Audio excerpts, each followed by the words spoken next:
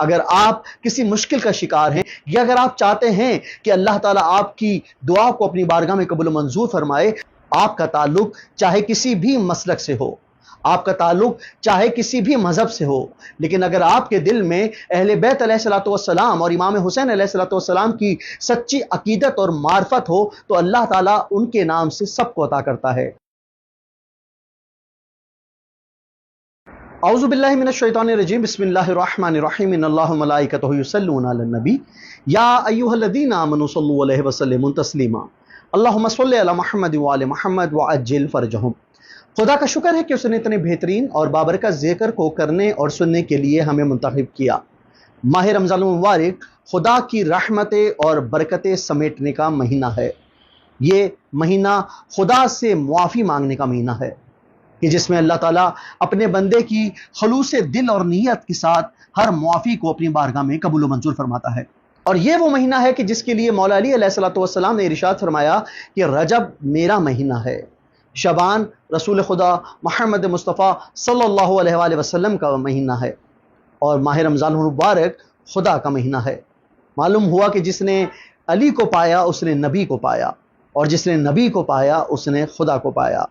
سامنے محترم، خدا تک پہنچنے کے لیے اہل بیت علیہ الصلوۃ والسلام کا وسیلہ ایک بہترین وسیلہ ہے کہ جب ہم کوئی خدا سے دعا مانگتے ہیں، خدا سے حاجت مانگتے ہیں تو اللہ کو ان عظیم ہستیوں کا وسیلہ دیتے ہیں۔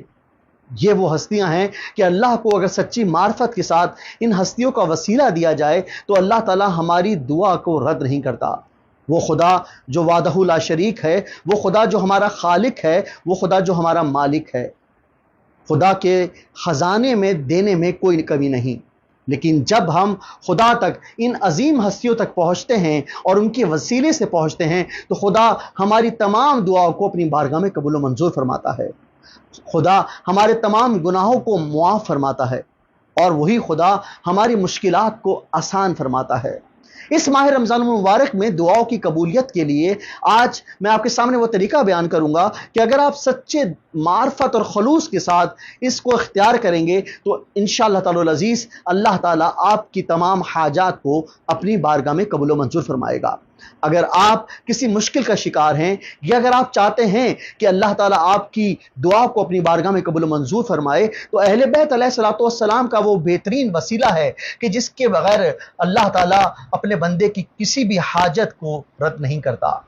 آپ کا تعلق چاہے کسی بھی مسلک سے ہو، آپ کا تعلق چاہے کسی بھی مذہب سے ہو، لیکن اگر آپ کے دل میں اہل بیت علیہ الصلوۃ والسلام اور امام حسین علیہ الصلوۃ والسلام کی سچی عقیدت اور معرفت ہو تو اللہ تعالیٰ ان کے نام سے سب کو عطا کرتا ہے۔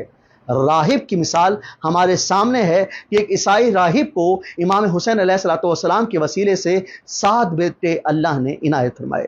سامنے محترم، آج میں آپ کے سامنے ماہ رمضان المبارک میں کیا گیا یہ عمل بیان کروں گا کہ انشاءاللہ تعالی العزیز اللہ تعالیٰ آپ کی تمام دعاؤں کو اپنی بارگاہ میں قبول و منظور فرمائے گا۔ اور وہ عمل یہ ہے کہ فجر کی نماز سے قبل آپ نے ایک تسبیح درود کی پڑھنی ہے، اور اس کے بعد آپ نے حدیث قصہ کی تلاوت کرنی ہے۔ اور جب آپ حدیث قصہ کی تلاوت کو مکمل کر لیں تو اس کے بعد پھر آپ نے درود کی تسبیح پڑھنی ہے، اور جب آپ درود کی تسبیح پڑھ لیں، حدیث قصہ کی تلاوت کر لیں اور اس کے بعد ایک مرتبہ پھر درود کی تسبیح پڑھ لیں تو 2 رکعت نماز فجر کی آپ نے ادا کرنی ہے، اور اس کے بعد آپ نے خدا سے دعا مانگنی ہے اور اللہ کو واسطہ دینا ہے حدیث قصہ کی ان پاک ہستیوں کا۔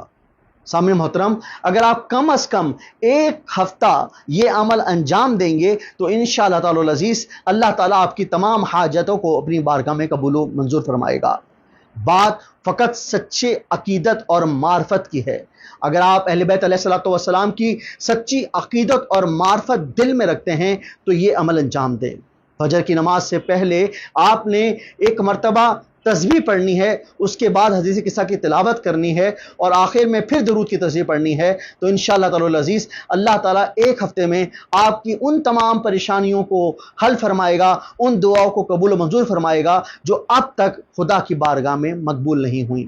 آئیں ہم سب مل کر اللہ سے یہ دعا کرتے ہیں کہ اللہ تعالیٰ ہماری تمام حاجات کو اپنی بارگاہ میں قبول و منظور فرمائے۔ اور ہمیں اہل بیت علیہ الصلوۃ والسلام کی سچی عقیدت اور معرفت کو سمجھنے کی توفیق عطا فرمائے۔ آمین ثم آمین یا رب العالمین۔ التماس دعا۔ والسلام علیکم ورحمۃ اللہ۔